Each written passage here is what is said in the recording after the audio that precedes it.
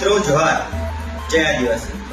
मित्रो 9 ऑगस्ट हा जागतिक आदिवासी दिवस आहे आणि या दिवसानिमित्ताने आपण सर्वजण देशभरातून जगभरातून आदिवासी समाजाचा जो गौरव आहे तो आपण दाखवत असतो. गावात, शहरात, जिल्ह्यात सर्वीकडे आपण 9 ऑगस्ट हा जागतिक आदिवासी दिवस साजरा करतो. परंतु या दिवसानिमित्ताने फक्त नाच गाणं करून चालणार नाही, तर या दिवसाला आपले क्रांतिकारी महापुरुष व आपल्याला जे अधिकार दिलेले आहेत संविधानामध्ये त्या अधिकारांचं आपण जपन कसं करू शकतो, आपल्या आई बहिणींचे आपण अधिकार कसे वाचवू शकतो व आपल्यावर होत असलेले अन्याय अत्याचार हे आपण कसे दूर करू शकतो व आपल्या विरोधामध्ये जे काही कायदे आहेत कायदे जे तयार होत आहेत. वन अधिनियम हा आपल्या संपूर्ण झालेला आहे, संपुष्टात आहे आणि आपल्या ज्या मुळात जमिनी आहेत तर त्या जमिनी देखील आपल्या हिसकवण्यात येत आहेत, तर त्या कशा वाचू शकतात यावर आपण प्रबोधन केलं पाहिजे, यावर आपण चर्चा केली पाहिजे. फक्त नाच गाणं करून आपला आदिवासी दिवस साजरा न करता आपण आपल्या महापुरुषांच्या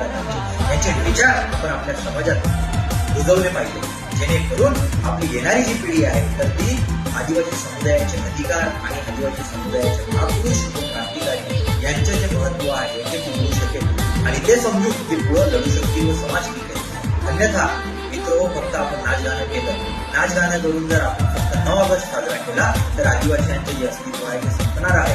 आदिवासींचे जे अस्तित्व आहे तर ते जल, जंगल, जमीन त्यासह आपल्या ज्या संस्कृती आहे, वेशभूषा आहे, परंपरा आहे, रीतिरिवाज आहे या गोष्टींनाच आदिवासी समाज शिकणार आहे. परंतु या सोबत आपण आपली संस्कृती तर आपण जपायची आहे, परंतु आपले जे अधिकार आहेत 5वी अनुसूची, 6वी अनुसूची हे आपल्याला टिकवायचे आहे.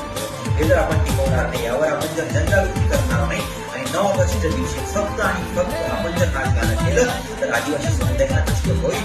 म्हणून मित्र, आपण आपला जो 9 ऑगस्ट आहे तो जल्लोषाने साजराही केला पाहिजे. प्रत्येक आपल्या आदिवासी मानवामध्ये 9 ऑगस्टची प्रेरणा असली पाहिजे. परंतु 365 दिवसामध्ये फक्त 9 ऑगस्ट नसून 365 दिवसात प्रत्येक आदिवासी समुदायाच्या रक्तात आदिवासी येत असली पाहिजे. हेच माझं